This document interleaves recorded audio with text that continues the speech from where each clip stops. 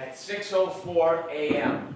on January 29, 2022, the alarm bell sounded in the Canton Fire Department.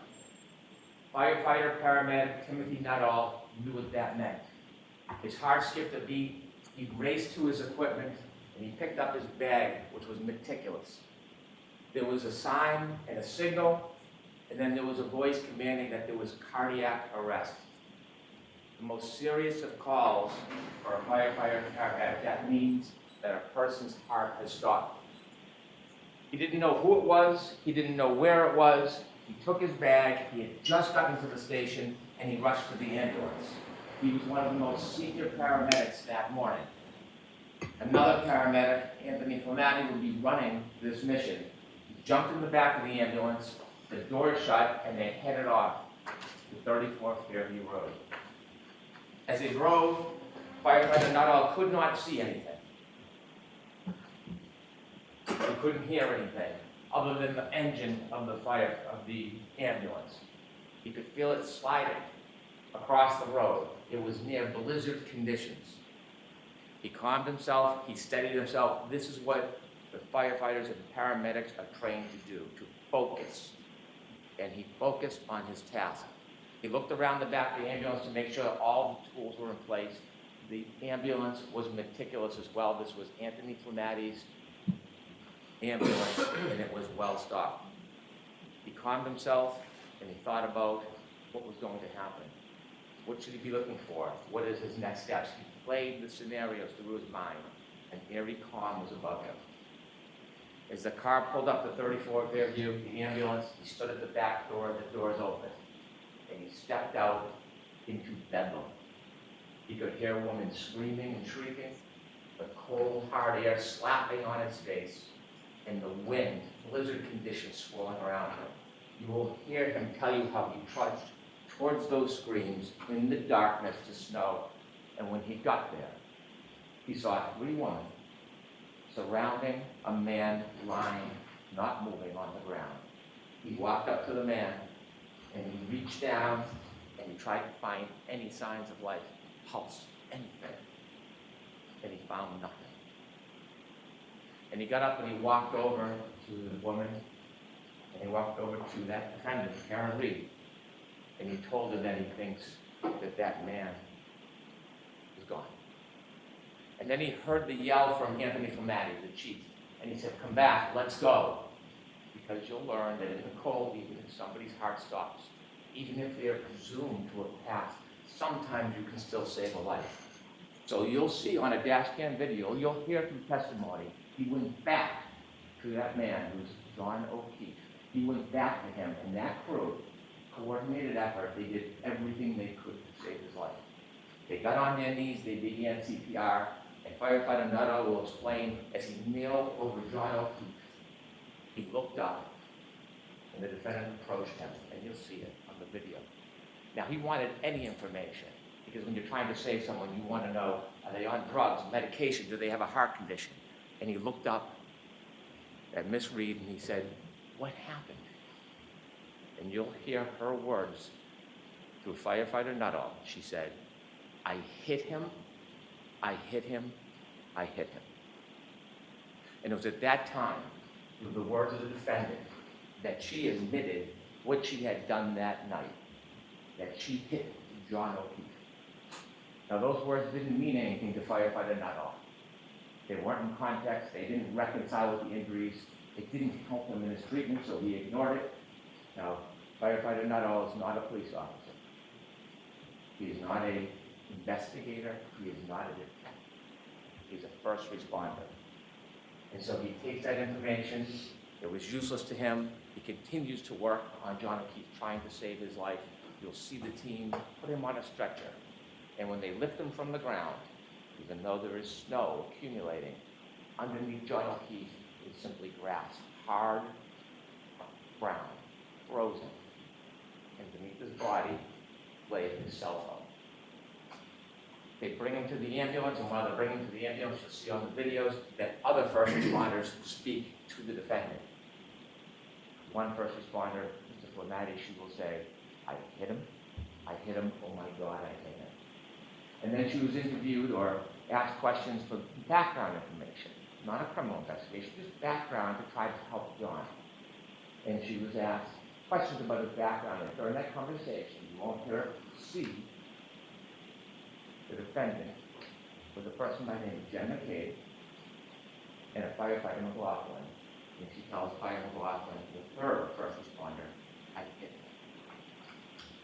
They bring Mr. O'Keefe to the Good Samaritan Hospital, and his body is cold. The doctors work feverishly. They treat him, trying to save him. They try to warm his core. And unfortunately, firefighter Nuttall's first instinct was accurate. John O'Keefe passed. So why are we here today? We are here today because John O'Keefe was killed by the actions and conduct of that defendant, Karen Reed. You will learn through this case, through facts, science, and data, you will learn that on January 29th, 2022, when the defendant and Mr. O'Keefe were in front of 34 Fairview Road, all the way to the left side in a dark corner near a flagpole, you will learn that Mr. O'Keefe got out of the car. He got out and he stood by the side of the road after an argument with the defendant. That argument, that anger fueled by heavy intoxication, you will learn from the science and data as he stood by the side of the road, the defendant in her SUV drove away. She drove at least 35 feet away. The argument was over. It had ended. But then she stopped. She stopped. She put the Lexus into neutral, and she waited for 2 seconds. And the facts and the science and data will tell you that despite the fact the argument was over, she then put the Lexus into reverse, put her foot on the gas pedal, and began to press, not 25%, not 50%, up to 75% acceleration. There was a light dusting of snow. The Lexus tires spun backwards. She went backwards at least 70 feet. She clipped John O'Keefe. He fell backwards, hit his head, broke his skull, and there he lay at the corner of Fairview Road, on the ground, lying on top of his cell phone, alone. And then the defendant will later tell that when she left, he didn't look mortally wounded, yet he was. And she simply drove away. Now, before I tell you about the data and the facts and the science, and I walk you through that, I'd like to tell you a little bit about John O'Keefe. John O'Keefe was a young man, a local kid, very well liked, loved.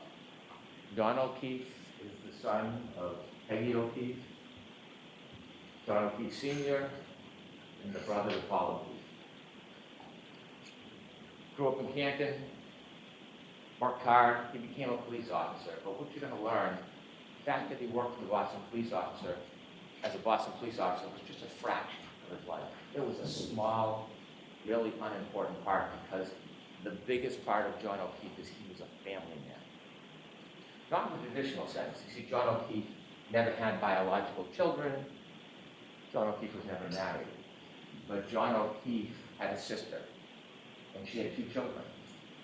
And when the children were 6 and 3 years old, his sister unfortunately died. And shortly after, his sister's husband died. Now, John O'Keefe was a help. He didn't sit by. He saw these 2 recently orphaned children, and he stepped in and he said he was going to raise them. So he put aside his career, he put aside his job, and he moved in with the children and raised them like they were his home. They were his passion, his love. He was a new parent, successes, failures, like all parents. And he raised the children with the help of people in the community, with the help of his brother, with the help of his family. And they led a good life. Enter Karen Reed. Around COVID, the defendant and Mr. O'Keefe reacquainted, and they started a relationship. And you'll hear that even though the defendant had her own home, she was staying with Mr. O'Keefe a lot, 4, 5, 6 times a week. And to most of the world, it was a pretty good relationship. They spent time together, They did activities with the children together. She helped with driving the children, feeding the children. It was a steady relationship until about the beginning of 2022. And then things began to unravel. There was tension. There was arguments. In fact, just a few days before this incident, you'll hear that Mr. O'Keefe asked her to leave, but she wouldn't. You're going to be able to read text messages of their conversations on January 28, 2022, and you will see the tension and the unraveling of the relationship. You will read about the discord between the defendant and Mr. O'Keefe. You will see that when he would ignore her calls, they would become incessant. When he would try to push away, she would come closer. You will read those text messages and you will realize that this was the beginning of the end of this relationship. That night, they decided they would go out together. I want to tell you something about data and science before we get to that night. I mentioned that underneath John's body was a cell phone. A cell phone is an amazing piece of technology. It is like a computer. It carries extraordinary data. And when they found the cell phone, the only companion to John O'Keefe that night, they studied the cell phone, and there'll be some remarkable data that you will use in this case to find the truth. I want to mention 3 different things you will find in a cell phone that are critical to this case. The first is called location data. Waze we've all heard of, Google Maps.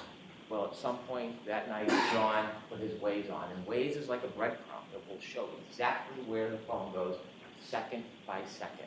It is the strongest, most accurate location data that you can have. And that night, John was using Waze. It also will have healthcare data. Healthcare data will show when somebody is moving.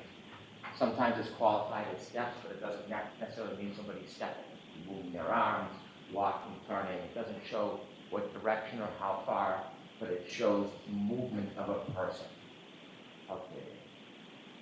And the third thing, remarkably, there will be an expert in this case who found a data file on the phone, and it tracks the temperature of the cell phone battery. That will be critical to your analysis in this case, the temperature of the cell phone battery.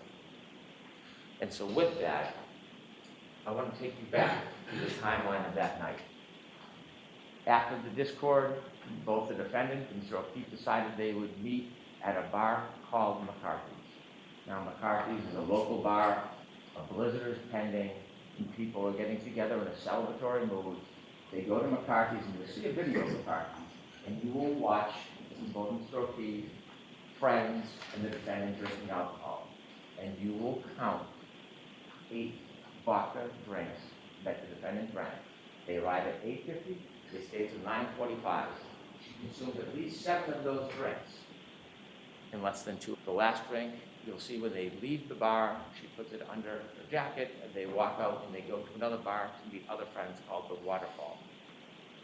They reach the Waterfall sometime around 10 p.m.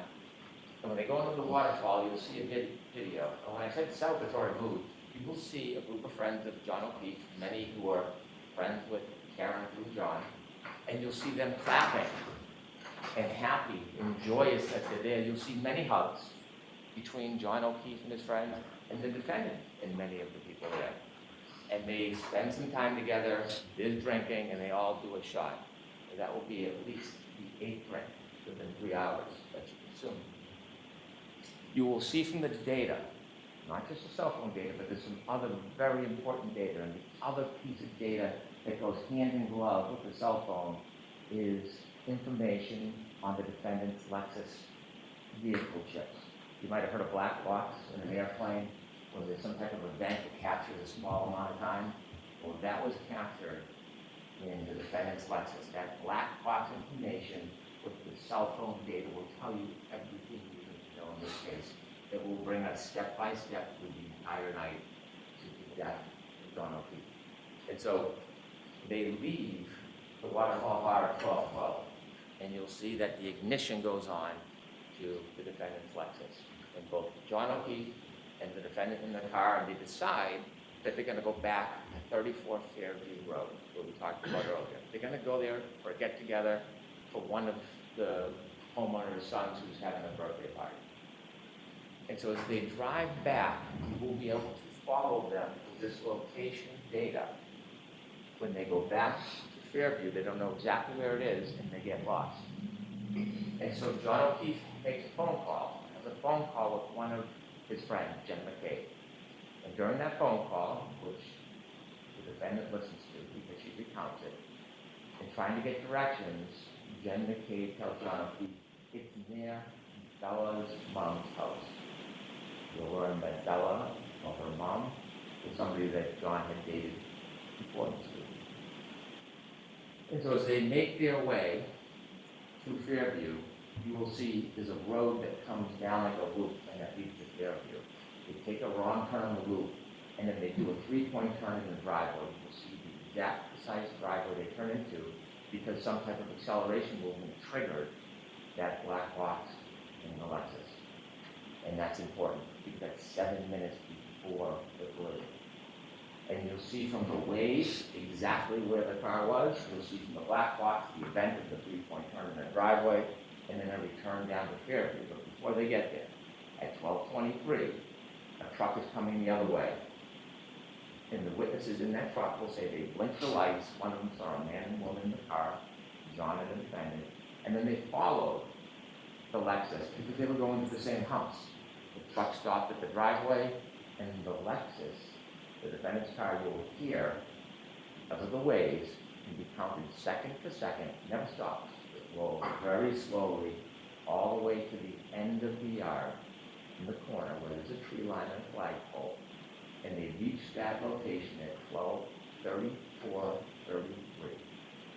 And they're in the car and they stay there. The truck waits, they speak to somebody in the house who comes out, the person goes back in the house and they're there for about 5 minutes. We're now down to 2 minutes before the collision. The truck leaves, and now it's just the defendant and John. And while they're waiting outside, 12:27, John gets a text from Jen McCabe. Park behind us in the driveway. 12:29, she texts again. Are you coming in? You'll hear that Jen McCabe and others look out the window and see the defendant's Lexus in front of the flagpole at the far end. It's snowy, it's dark, it's windy, they're waiting. You will know that John O'Keefe was in that car, that Lexus, and didn't move because his healthcare data is not moving. It's not moving until 12:31:56. At 12:31:56, he begins to move. He will have 20 seconds before he falls. 20 seconds. He gets out of the car, the Lexus, and in that 20 seconds, you'll hear that user initiated. He looks at the phone, at the text message from Jen McCabe. It is now 12:32:09. He closes the phone the last time. It will be the last time he uses that phone. From the waterfall bar, you see that he keeps it in his back pocket. And at that time, 12:32:09, last user, he has 7 more seconds he will move before he lies dormant the rest of the night. We'll also have the information from the defendant's Lexus black box. And the clocks run differently. There's a 30-second variance, but it's right in the heart of that time. And you will see through the data at that time, when he makes his last movements with the phone, is when her car leaves 34 feet at least, stops, neutral, and then shoots into reverse with the tires spinning right towards him, right where he got out. You'll know they're arguing because the next morning she tells a firefighter, I'm sad because our last moments were fighting. She drives away. They said she's made later statements that when she left, he didn't look mortally wounded. He lied on the ground on top of his phone, light dusting of snow, the snow now picking up. And he was just there. It's 12:37. Now, when he's in the car, before he gets to Fairview, the battery temperature of that phone is 77 degrees. 77 degrees in the warm car. Now that he's been outside the car for 5 minutes, drops to 72 degrees. She drives to his house. She makes a phone call at 12:33 after she's left Fairview. She calls again at 12:33 and leaves a message. You'll hear it. And you will hear the anger and rage in her voice. She leaves a message. John, I fucking hate you. Pardon my language. You will hear the simmering. And she leaves that message. He lies on the side of the road. He gets another text message that's unanswered from Jen McCabe. Where are you? 12:45. Battery temperature, 61 degrees. Let's go. He gets almost 40 calls from the defendant that night. His phone rings, but he never answers. You'll hear from an expert that the light never initiates, the healthcare data never moves. Is John alone with his only companion, his phone? At 12:53, cell phone drops. It's almost 60 degrees. 12:59, the defendant leaves another message on John's phone. Now, she hasn't spoken to anybody. Nobody has spoken to her. But her message is out. You'll learn the message says, John, nobody knows where you are. And this is where the plot in the cover-up begins. The evidence will make clear that she knew he was there. She did not call 911. She did not go back to him. She did not leave an anonymous tip. She left him. The night wears on. It's now 1:07. Battery temperature 55 degrees. 1:14, she calls her mother. No answer. 1:14:53. Battery temperature 50 degrees. The defendant had healthcare data on her phone as well, and you'll hear that it stops around that time. And you later learn that she admits to falling asleep or passing out. But then she wakes. It's 5 o'clock. She is frantic. She wakes up John's niece, and she is unintelligible. She is yelling, she's screaming, she asks for the niece to call Jen McCabe. She calls Jen McCabe, and you'll hear Jen McCabe recount. Out of a deep sleep, she wakes up and she hears, Jen, Jen, Jen, screaming Jen's name. John's dead. Hangs up the phone. Jen McCabe calls back. And then she, what's going on? And she told, well, I left him at the waterfall at the beginning of the cover. She tells Jen McCabe, I left him at the waterfall. Jen calls back and says, he saw you up front. You did leave him at the waterfall. She hangs up. She then minutes later calls another person, Kerry Roberts, a friend of John O'Keefe. Someone who's not friends with the defendant, but they know because they helped raise the kids and they interacted. She had nothing to do with the night before. Wasn't at the bars, was home with her family. She calls her and says, I think John got hit by a plow.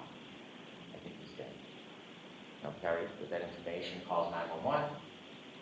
She calls hospitals. You can hear her voice. She's concerned, not him. And then she gets another call from the defendant. And she tells the defendant, come to my house. I will help you look for him. And the defendant says, I was so drunk last night, I don't remember anything.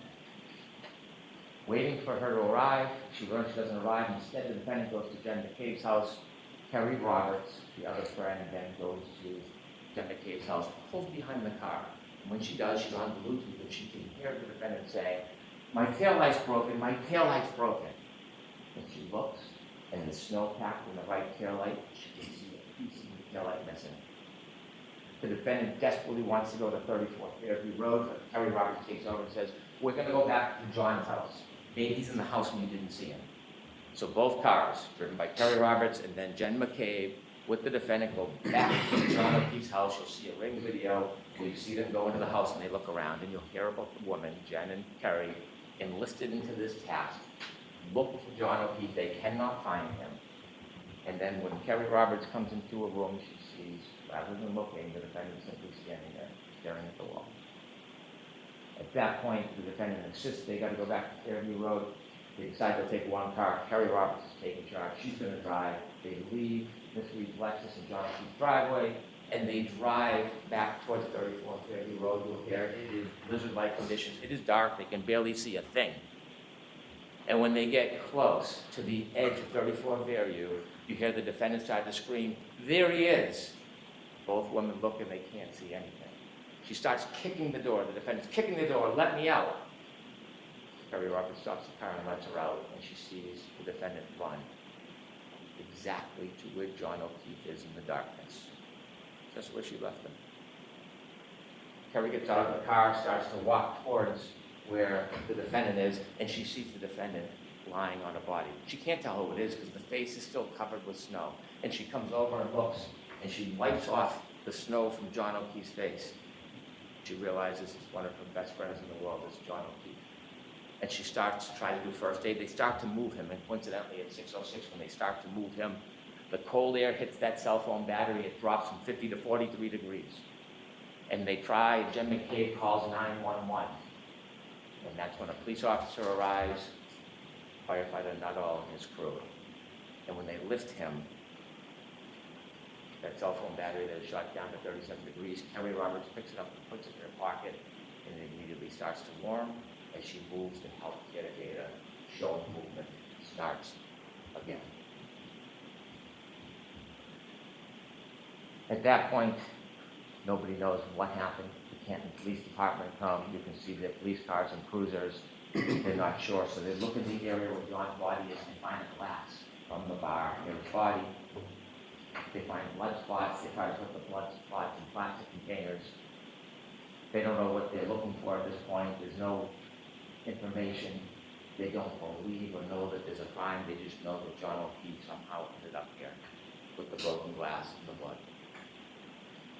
And so that morning, you can see the work of the Canton Police Department try to uncover a little bit around his body to see what they could find, which was very little.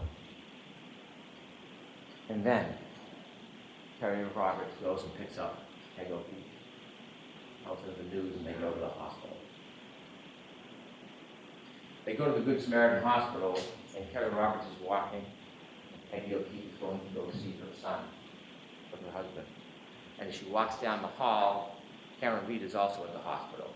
See, there was some reports of maybe she was upset or suicidal, so they sectioned her. They put her in for evaluation to make sure she was safe. You'll hear Peg O'Keefe tell her she walked down the hall to go see her son. The defendant was screaming, "Is he dead? Is he dead?" As she walked by Karen Reed, she stopped and she said, "Karen, what happened?" And you'll hear that Karen was excited and yelling, "Is he dead?" She stops her excitement, becomes stoic, doesn't say a word. Peggy pays respects to her son, and then she has to go back home because she has to tell the children. Now, while she's out, the Canton Police Department sent an officer to the house to make sure the children are safe because they're alone if they're home. And when the officer pulls in, he doesn't notice anything, but you'll see on his dash cam video notices something. That tail light has a big missing piece to it. They can't find the children. Ultimately, Peggy comes home, her friends have taken them, and they bring the nephew home, and he is distraught. And then Peggy hears a knock on the door. It is the defendant and her father. They want to come in. They come in, no condolences to Peggy, and they ask, "Can we go upstairs to John's room?" And she's busy consoling her grandson. They go upstairs. They're upstairs for about 15 minutes. They come down, and quickly they leave. Now they got there from the defendant's father, drove his wife and the father to that house. But when they leave, they take two cars. They take the Lexus with the broken taillight with them back to the defendant's father's house. And you will learn that when police start getting some of the information, they learn about the broken tail light, they learn information that she had told people that she had hit him. They went down to see her. And on their way down, they decided they would get a warrant to take the Lexus. When they get down to Dighton, where the car is, you'll hear from Trooper Buchanan. He took a look and you can see the missing tail light. They went in and spoke briefly to the defendant. They took the car, they brought it back to Canton. And so what you'll learn from the forensic evidence that will help with the science and data is that not only was the cell phone left behind, but also around that area, broken tail light was littered around John O'Keefe's body. Littered around that area. When they got into the hospital, they noticed there was a shoe missing. As time went by, snow melted, they dug with excavations, they found his shoe on a little berm on the border between the street and the grass. We learned days later when they did a plant excavation, they found his hat frozen into the ground. Ultimately, they would find over the course of 10 days that the snow melted almost all, every piece of that broken tail light in that area. His hat, the sneaker, the glass. When the defendant left Mr. O'Keefe behind, he took with her something of Mr. O'Keefe. It's called trace evidence.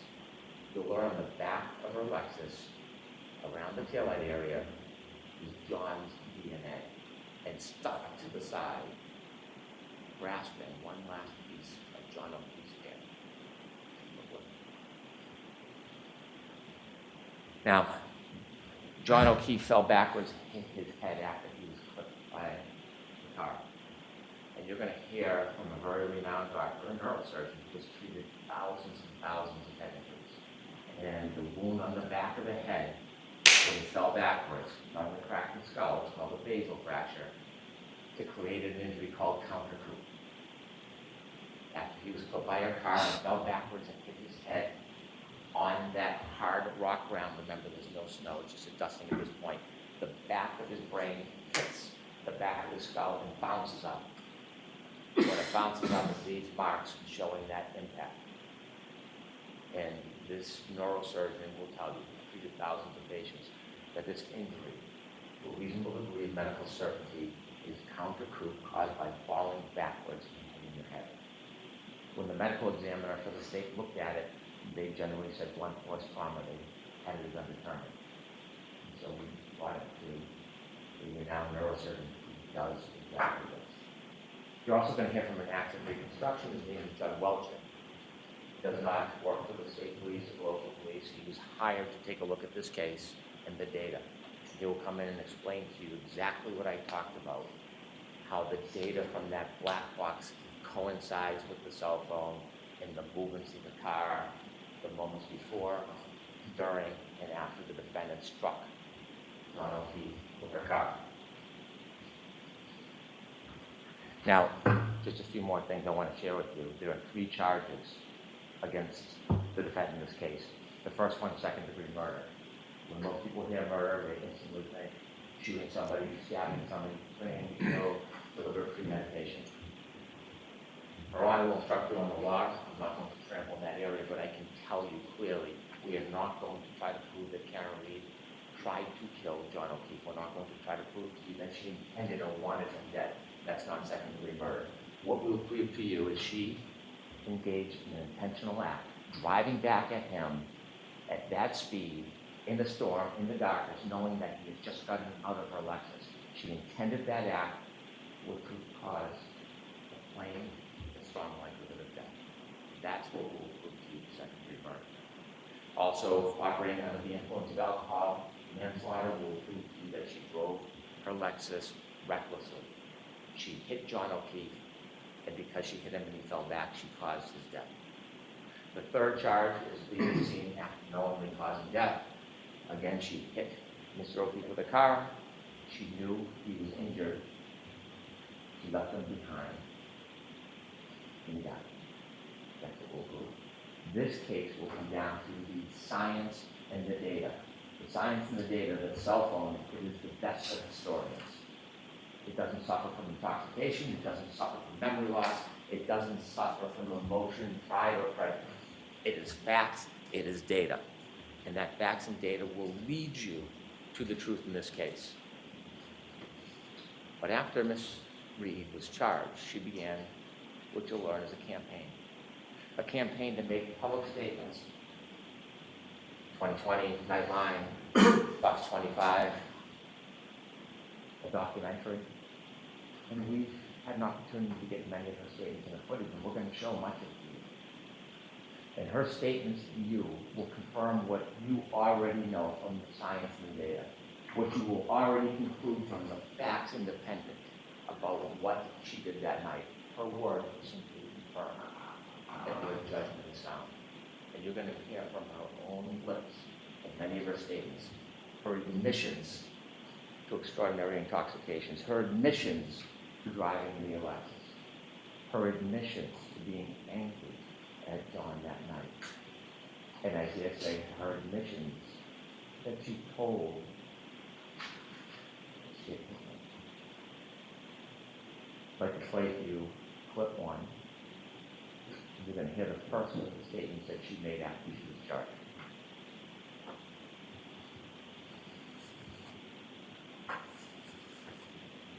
I mean, I didn't think I hit him, but could I have clipped him? Could I have tagged him in the knee and incapacitated him? He didn't look mortally wounded as far as I could see, but could I have done something that knocked him out and in drunkenness and in the cold didn't come to again? And this would have been the moment you dropped him off at the party. Yeah, would have had to.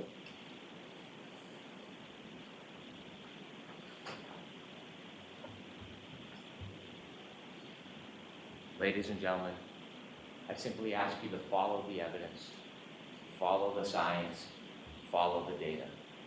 Ignore speculation, surmise, conjecture. Stay true to the evidence. It will lead you to the truth. That on January 29, 2022, a very intoxicated defendant was angry and arguing about the relationship with John O'Keefe.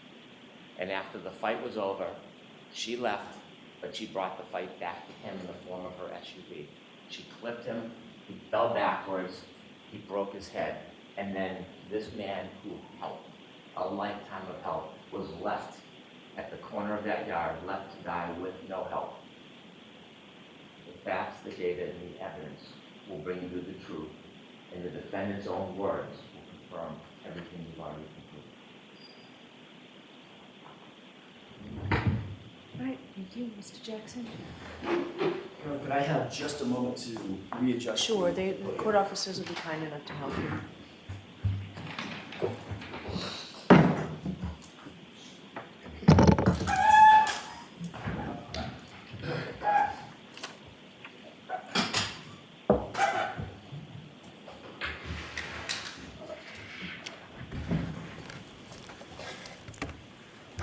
May I, Your Honor? The evidence in this case will establish above everything else 3 points. There was no collision with John O'Keefe. There was no collision. There was no collision. John O'Keefe did not die from being hit by a vehicle. Period. The facts will show that. The evidence will show that. The data will show that. The science will show that. And the experts will tell you that. You'll learn that the Commonwealth has pinned its entire case on a brazen and a flawed assertion that is untethered, unconnected to the facts and to the evidence. And their assertion is contrary to science. Because at the end of the day, folks, there was no collision with John O'Keefe. So how did we end up here? How does Karen Reed end up sitting in that chair on trial for an event that literally never happened?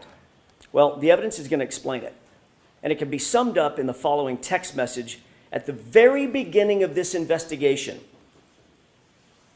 a text message of a now fired Massachusetts State Police officer named Michael Proctor. He was the lead investigator on this case, and he was talking about a fellow officer, a fellow cop, who owned the property where John O'Keefe's body was found. Text message with a buddy. Question, is the homeowner going to catch any shit? Answer, nope. He's a Boston cop too. That quote defines the lack of integrity of the Commonwealth's entire case, its entire investigation, and this prosecution. During the course of this trial, you'll learn much more about Mr. Proctor, why he said that, and what it really means. What you'll see and hear in this courtroom in the coming weeks is not just a story of a tragic loss. And make no mistake, John O'Keefe's death is and was a tragic loss. But the story you'll hear is about an investigation that was riddled with errors from the beginning, a rush to judgment, conflicted and corrupted from the start. Corrupted by bias, corrupted by incompetence, and corrupted by deceit. Finally, it was corrupted by a deliberate effort to avoid and to cover up the very truth that you are seeking. You'll find when you hear the evidence that the Commonwealth's case is the literal definition of reasonable doubt. They won't be able to talk their way out of it. They won't be able to explain their way out of it. They won't be able to excuse their way out of it. And they can't meet their extreme burden of proof, which the court will tell you is beyond any and all reasonable doubt and to a moral certainty. Members of the jury, Karen Reed found John O'Keefe dead on the front lawn of a Boston police officer, Brian Albert, at 6 a.m. on January 29th, 2022. Picture the scene. Blood-curdling screams, ambulances, emergency lights on, fire engines, ladder trucks, paramedics, patrol vehicles, patrol cruisers, police officers, first responders, firefighters, all swarming all over Brian Albert's lawn, literally feet under his bedroom window. Yet Brian Albert, a sworn peace officer, a first responder himself, never came outside. Never went outside to see what the chaos was about, never went outside to see if he could assist a man in need, never walked outside his house to see if he could help a fallen fellow officer on his own front lawn. More shockingly, you'll learn that lead investigator for the Massachusetts Police, Michael Proctor, never set foot inside Brian Albert's house that day. Never engaged in any investigation inside that house that day, even though a party with much alcohol had just occurred in that house, and even though a Boston police officer was found dead or dying just mere feet from the front door on that lawn. He never secured the crime scene, never separated and secured witnesses. He never properly collected evidence. He never secured the evidence. He never searched for signs of a struggle inside or outside the home. He never properly canvassed the neighborhood. Michael Proctor never did any of these things, even though fellow officers of Michael Proctor's actually mentioned, in their words, not mine, that it looked like John O'Keefe may have been, quote, in a fight. You'll have questions about that conduct. During the course of this trial, you'll find that the Commonwealth will not have answers.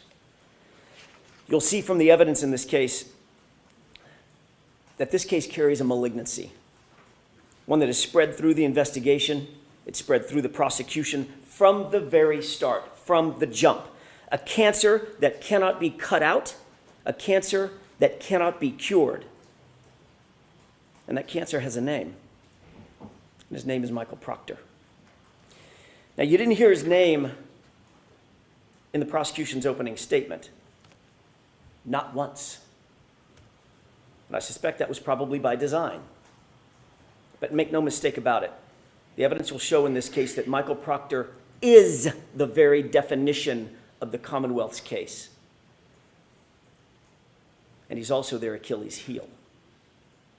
He was the lead investigator on the case officer, the architect of the entire prosecution. You'll learn there's not a single part of this case, folks, not a single part, that he didn't touch, that he didn't direct, that he didn't orchestrate personally.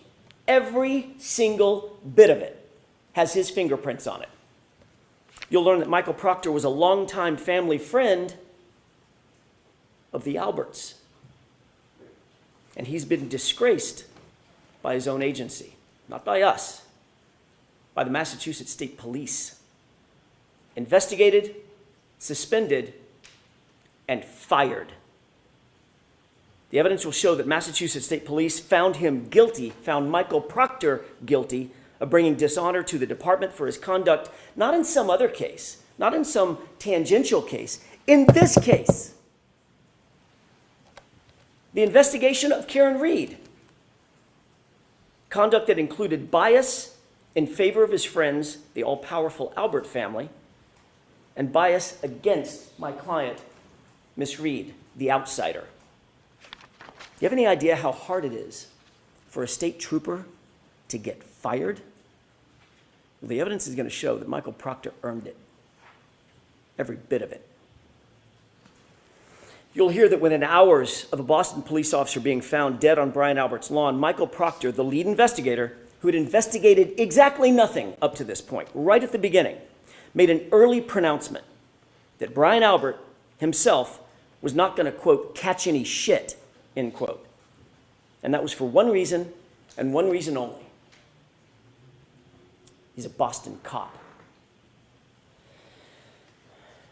The evidence will show that Michael Proctor made this statement in a text conversation with his high school buddies. A text he never thought would see the light of day, certainly never thought we would get a hold of. And when he thought no one was looking, he actually said the quiet part out loud. He's a cop too. We'll give him a pass. You'll learn that in Michael Proctor's world, rank has its privileges. And the evidence will show that's privileges that you don't get and I don't get. But apparently a Boston police officer, Brian Albert, and his friends, they do get. You'll learn that in Michael Proctor's world, he didn't care about finding the truth.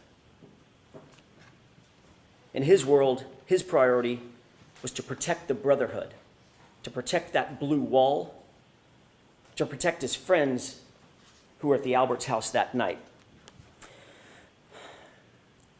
I want to take a step back, if I could, and spend the next few minutes talking a little bit more detail about what the actual facts in this case will show, not based on speculation, not based on surmise, not based on guesswork or conjecture, but the actual true facts that you will learn through the course of this trial.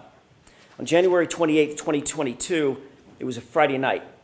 John and Karen had made plans to meet up with friends for drinks. It was a happy and normal night for them. They were affectionate, they were loving, they were in good spirits, nothing out of the ordinary. They started at a local watering hole called C.F. McCarthy's. You've heard that name before and you'll hear it again. And eventually they made their way over to the Waterfall Bar and Grill, another bar where they ended up. When they got to the Waterfall Bar and Grill, the Albert family was already there, already heavily drinking. You'll learn that this was no ordinary family, the Alberts. The Albert family was a well-known Canton family. Some might even describe them as a very powerful Canton family. Brian Albert was there at the waterfall.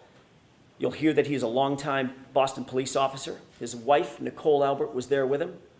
His brother, Chris Albert, a powerful Canton politician.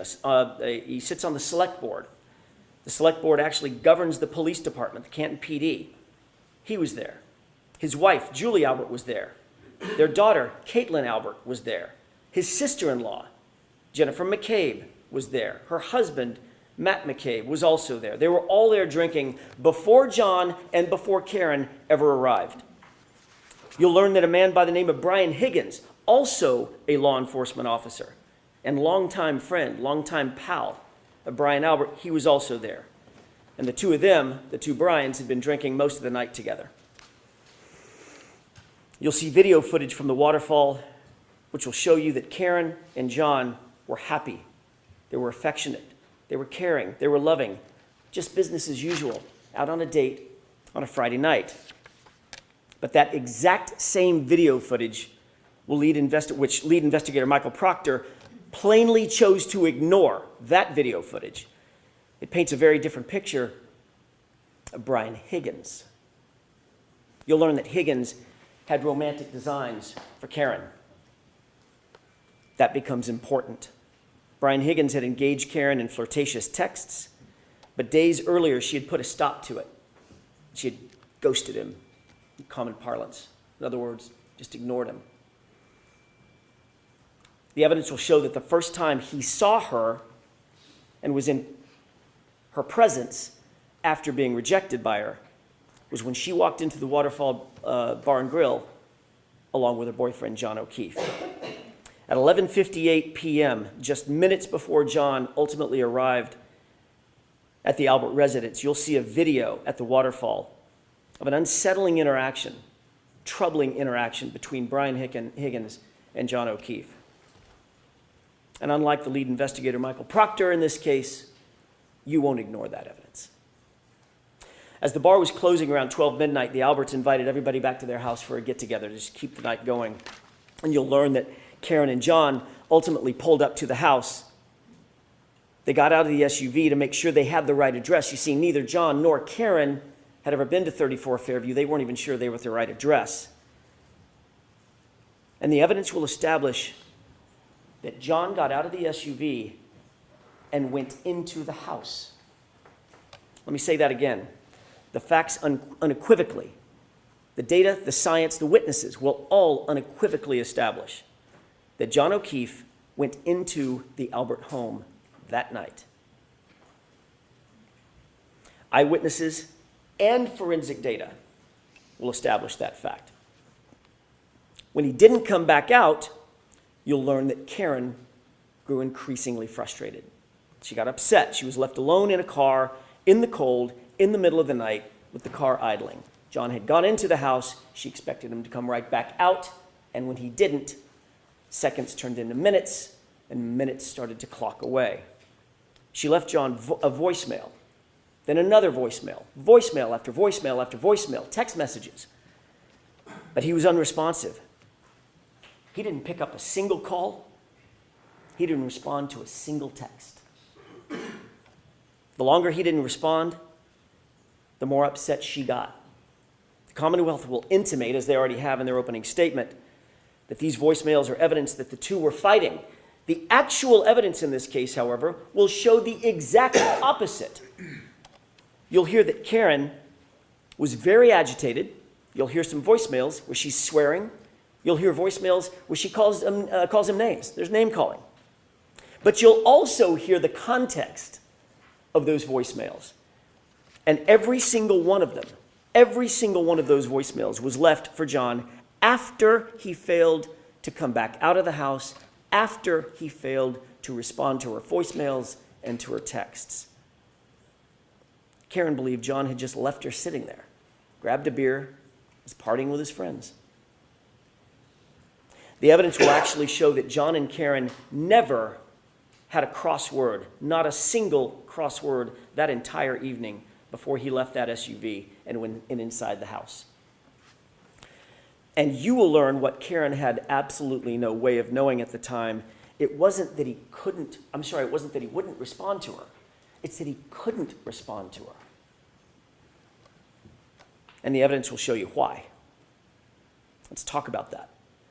We'll introduce you to a doctor named Elizabeth Loposada, a renowned forensic pathologist, a medical examiner, and a professor at Brown University. She will tell you that the injury to the back of John's head, first of all, was immediately incapacitating. And that has meaning. At the moment he suffered that fatal head injury, he couldn't walk, talk, grab his phone, cry for help, nothing. He was completely incapacitated, completely unconscious from the moment he suffered that injury. He was completely still and incapable of interacting with anyone or anything. But the doctor will tell you something more, and just as important. She'll tell you that John O'Keefe did not suffer from hypothermia, as the Commonwealth will undoubtedly allege. His body showed no signs of it. No frostbite, no cold-induced injuries to his organs, no damage based on cold or frost. Ladies and gentlemen, the scientific evidence and the medical evidence will establish that John O'Keefe had to be injured somewhere else, somewhere warmer, and his body had to have been moved out into the cold. And that's where, ultimately at 6 a.m., Karen found him the next morning. You will learn that John did not have a single injury consistent with being hit by a car. Let me say that again. The evidence will establish that John did not suffer a single injury on his body consistent with having been hit by a car. Not one. You'll learn that John's torso, his ribs, his chest, his arms, his hips, his legs, his knees, his ankles, his feet, all of them, no broken bones, no fractures, no contusions, no torn ligaments, no internal injuries, not even a bruise. Nothing consistent with a car accident, despite the Commonwealth's contention that he was slammed into by a 6,000-pound SUV. Not a bruise. Dr. Laposada will tell you with medical certainty that, in fact, John was not struck by a vehicle. Medically and scientifically, he could not have been struck by a vehicle.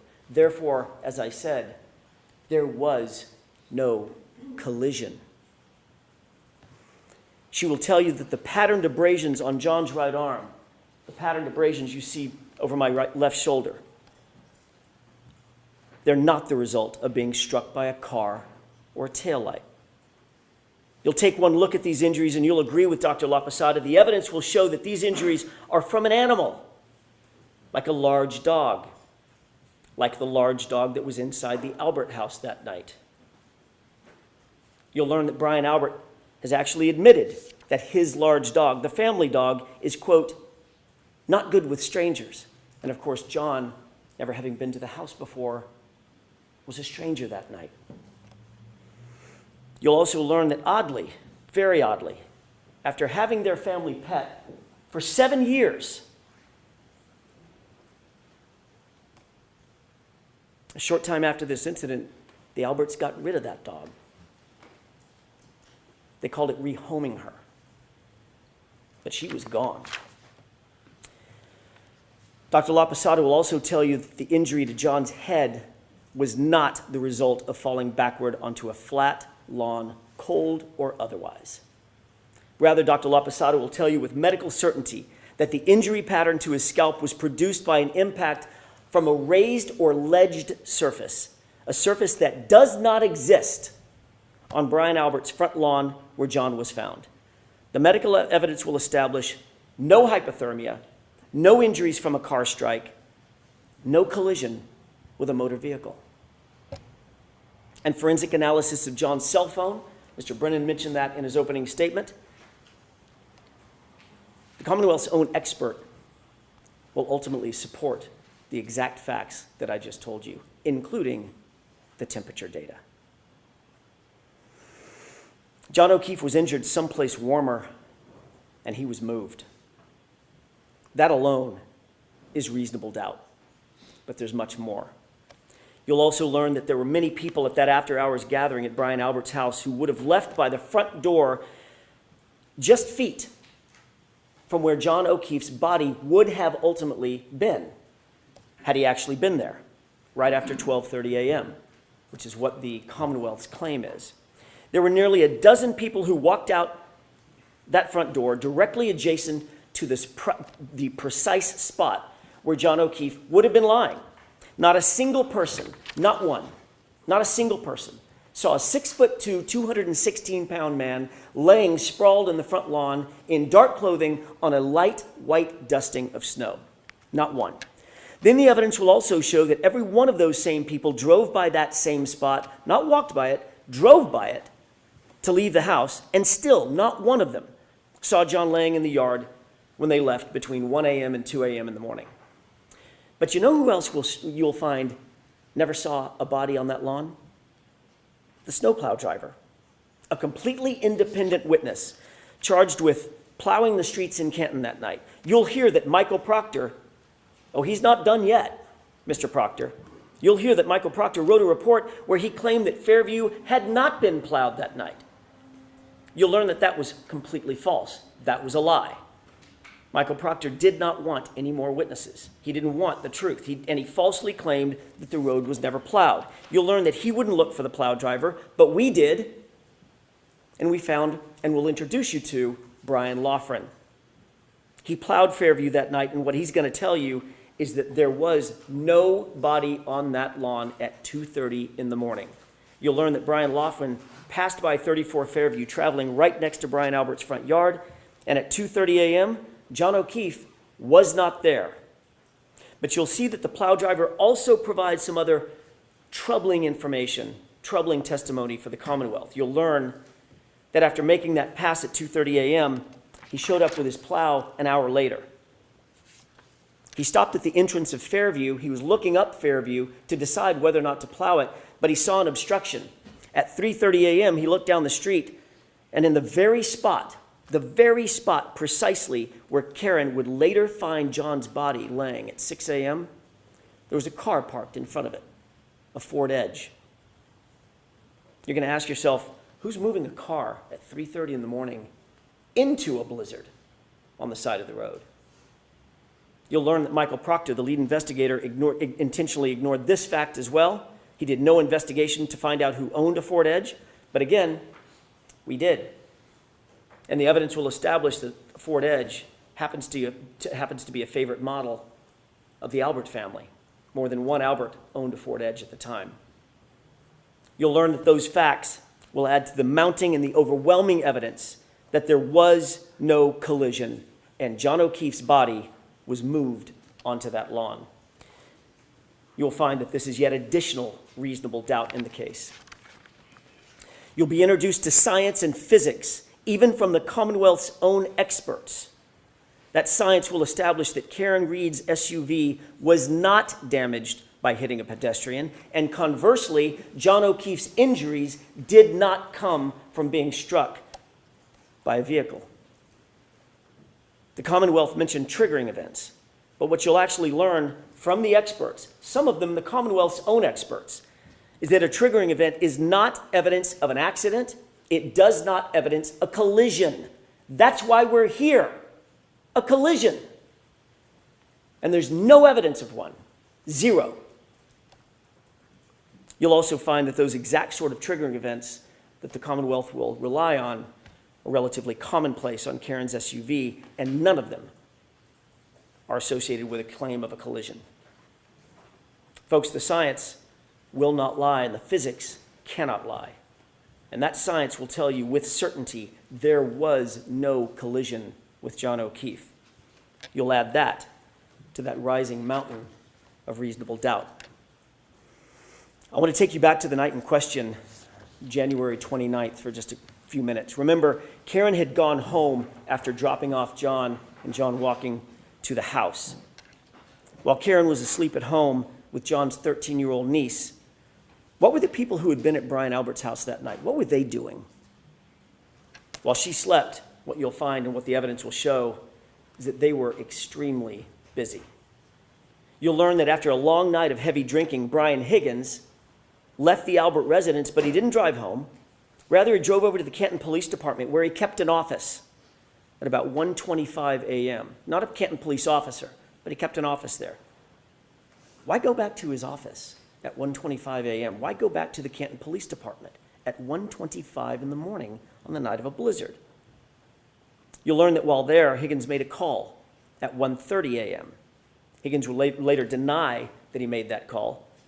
You'll find that curious. And his explanation for that late-night visit to Canton PD, you'll find that it changes nearly every time he's asked about it. You'll learn that after everyone left Brian Albert's house, Brian Albert actually claimed he had no contact with anybody else except his wife. No contact. Until he woke up the next morning. So he says. Then you'll learn that that, too, is a complete lie. His phone records establish that he placed a call to none other than Brian Higgins at 2:22 a.m., shortly after Higgins completed that late-night visit over to Canton PD. You'll wonder, what did they possibly need to talk about at 2:22 a.m. that night? The evidence will establish that Brian Albert called Brian Higgins first. Brian Albert then disconnected that call when Higgins didn't answer it. Seconds later, Brian Higgins returned the call. Brian Albert then did answer that call. They spoke for 22 full seconds, had a conversation, then they both hung up their respective phones. You'll learn that when they were asked about these calls and conversations, both Brian Albert and Brian Higgins lied about it. Both of them. They said they never had a call with each other. But then ultimately, when they were confronted with their own cell phone records and they could no longer deny the calls, they were asked independently, explain yourself. And they both came up with the exact same explanation: a butt dial. The evidence will make you question, why did Albert and Higgins speak at 2:22 a.m., and why did they both try to cover up that phone call? You'll also learn after this incident, and within days of one another, both Brian Higgins and Brian Albert, both police officers, both trained investigators, got rid of their phones. Both of them. And what else you'll learn Brian Albert got rid of? Shortly after this incident, Brian Albert got rid of his house, the whole thing. Just sold it. His childhood home, a home that had been in the Albert family for generations, he literally sold it mere months after this incident. Dog rehomed, phones destroyed, house sold. You'll learn that all these things happened shortly after the incident where John O'Keefe was found unresponsive and dying in Brian Albert's front lawn. And you'll also learn that Michael Proctor looked the other way. He did not investigate any of what I'm telling you. He pre-selected Karen Reed from the start, and he ignored everything and everyone else. Let's get back to what was happening with the others while Karen slept. What you'll learn during this trial is that Brian Albert's sister-in-law, you've heard her name before, Jennifer McCabe, she was at the waterfall that night, and she was over at the Alberts' house that evening as well. She left the after-hours gathering about 2 a.m., a little before 2 a.m., got home around 2 a.m. And you'll learn that according to the Commonwealth's own evidence from a forensic software program called Physical Analyzer made by Celebrite, it's considered the gold standard for forensic tools. You'll learn that a Google search was discovered on Jennifer McCabe's phone. A Google search that Michael Proctor and his investigators never revealed to us, but we found anyway. A Google search that was time-stamped, according to their own data, at 2:27 a.m., 5 minutes after that 2:22 a.m. call that Higgins and Albert denied having. And that Google search on Jennifer McCabe's phone read, "Hoslong to die in cold." Hoslong to die in cold. Now, she misspelled the first word. Hos is supposed to be how, but the meaning's the same. How long does it take to die in the cold? Time-stamped 2:27. And then that search was also noted by the same Celebrite program as having been deleted. The evidence will force you to ask, why is there a search on her phone? Why is it logged at 2:27 a.m.? When the Commonwealth claims that she first learned of John's death and where his body was hours later at 6 a.m. So what you'll learn is that while Karen slept, here's what was actually happening by some other very busy bees. 1:25 a.m., Brian Higgins makes an unexpected visit to Canton PD. 1:30 a.m., he makes a phone call that he later denies ever making. At 2:22 a.m., Brian Higgins and Brian Albert talk. They both deny and lie about having made that phone call. 2:27 a.m., 5 minutes later, a Google search appears on Jennifer McCabe's phone Hoslong to die in cold hours before John's body was ever discovered. A Google search she denies making, and that she later, or at least it was later logged as deleted. Meanwhile, at 2:30 a.m., the plow driver confirms that O'Keefe's body was not on the lawn of Brian Albert's house, not at 2:30 in the morning. And at 3:30 in the morning, that area was obstructed by a Ford Edge like the one the Albert family liked to own. The evidence will show in the meantime, Karen dozed in and out of a fitful sleep for the rest of the night, only to awaken just before 5 a.m., and that's when she realized, in a panic, John had never come home. And you'll see, it wasn't like John to not come home.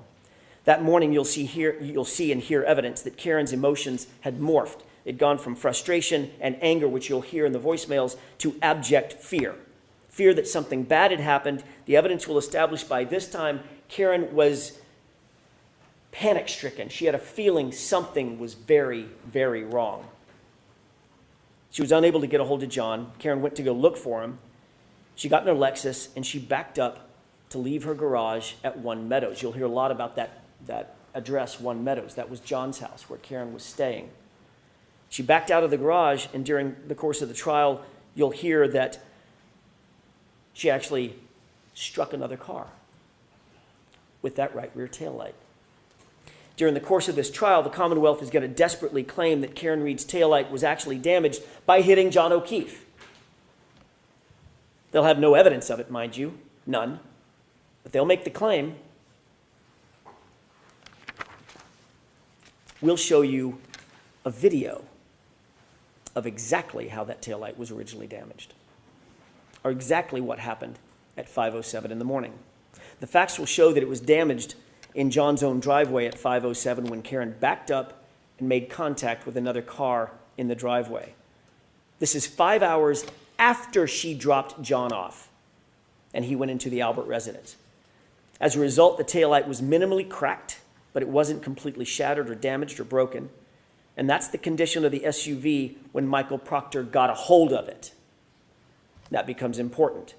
You'll hear from an independent police officer, an eyewitness to the damage on that SUV, someone not connected to Michael Proctor or under his control.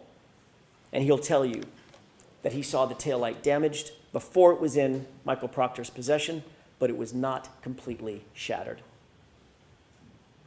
And you won't have to speculate how that taillight got cracked originally. You'll see it for yourself. It's on video. You'll learn that part of the reason that Karen's Lexus hit that car at One Meadows is because she backed out looking for him at a time when she was absolutely panic-stricken and grief-stricken. Where was John? Why hadn't he come home? What had happened to him? Is he hurt? Is he passed out somewhere? Her mind was reeling. The evidence will establish she wasn't giving anything away. Everything was on the table. What could have happened to John? You'll learn that when she woke up and he still wasn't home, she was just racking her brain for what could have happened to him, and she was worried about possibly the worst. He had gotten out of the car, he'd walked to the house, she was confused, and later, when she found him at 6 a.m. on the lawn, where she last saw him going toward the house, her mind started reeling, oh my God, did a plow hit him? Did I hit him? Could I have hit him? What could have happened to him? And that video clip that you saw, out of context, when she said the words, he did not look like he was mortally wounded, she's not talking about at midnight. She's talking about at 6 a.m. when she found him. That's what she was talking about. Your job will be to make sure that the evidence isn't presented to you too cute by half. She was saying all those things. Did a plow hit him? Could I have hit him? Did I hit him? She was saying that to herself and to other people. And the Commonwealth, very obviously, will try to seize on that panic and twist this into some admission. But here's the actual truth. That's not a confession. Could I have hit him? Did I hit him? Could a plow have hit him? That's a person trying to make sense of an unexplainable circumstance, a natural concern of a bereaved significant other, a woman desperately trying to piece together what could have happened on this tragic night. John didn't come home. And the evidence will show that Karen Reed never said, I hit him. Never. Not in the background of the 911 recording, not on any dash cam video, not on any audio, not on any police body cam, not to a first responder.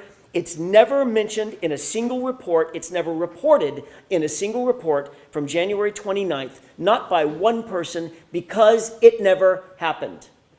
The evidence will show that there were at least 13 members of law enforcement or first responders and 2 civilian witnesses that were intently focused on what was happening at that scene. They were all over the lawn. They were all over Karen.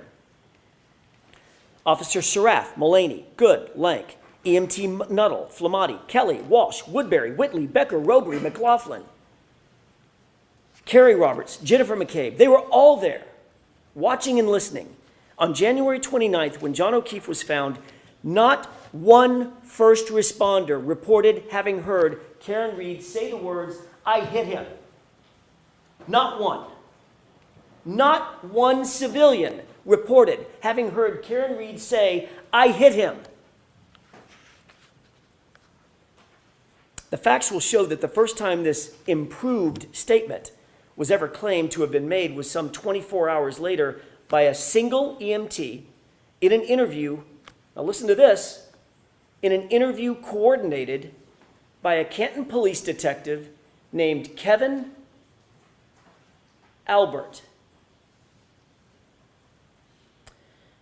Brian Albert's brother.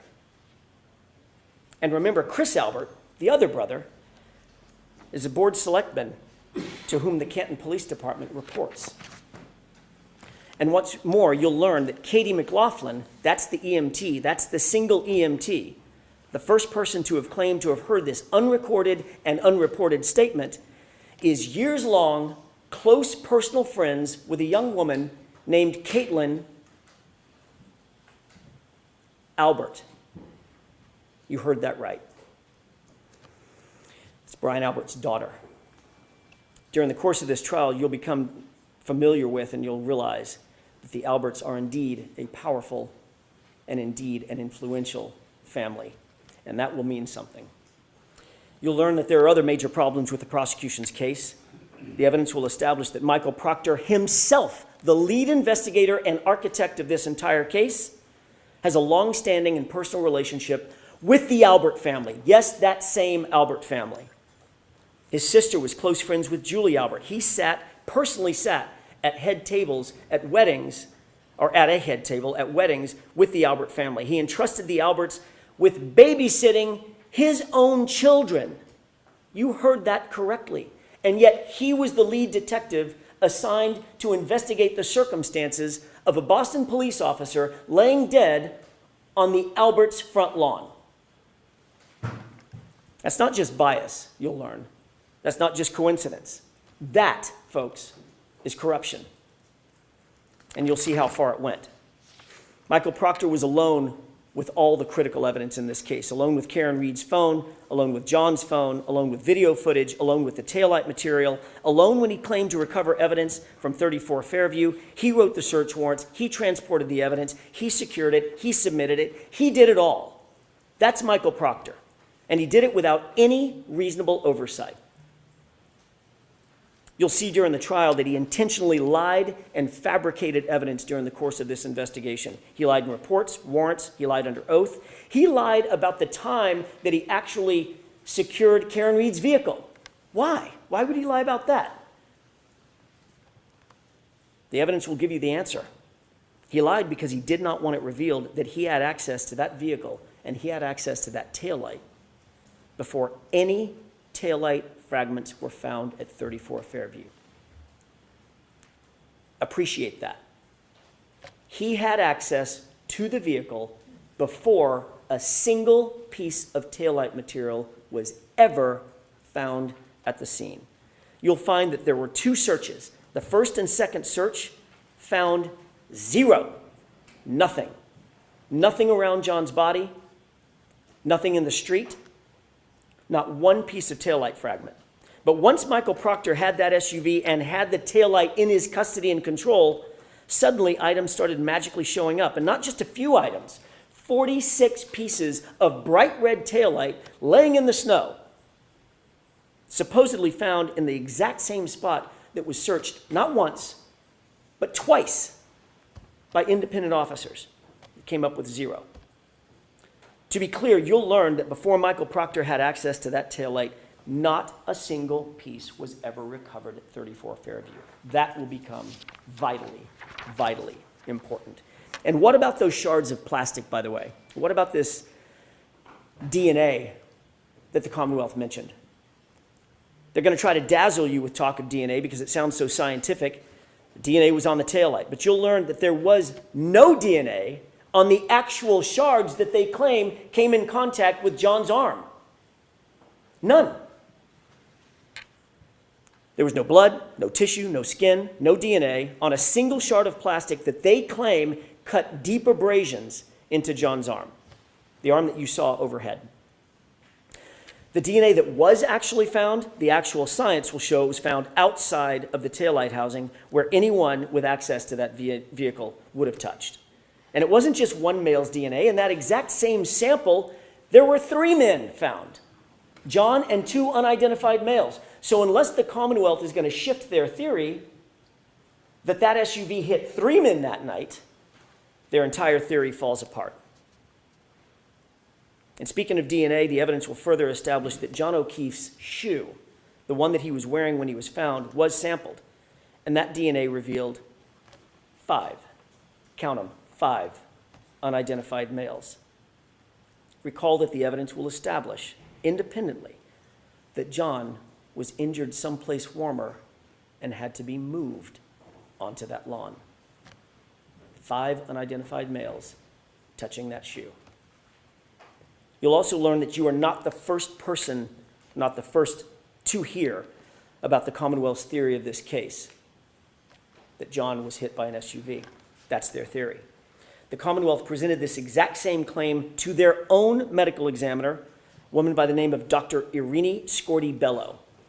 And you'll learn that after reviewing what's called a law enforcement accident notifier, with law enforcement's theory of the collision written in it, defined in it, after conducting the autopsy herself, after examining John's injuries in detail, she refused to conclude that John's death was a homicide based on the Commonwealth's presentation and their theory. That's right.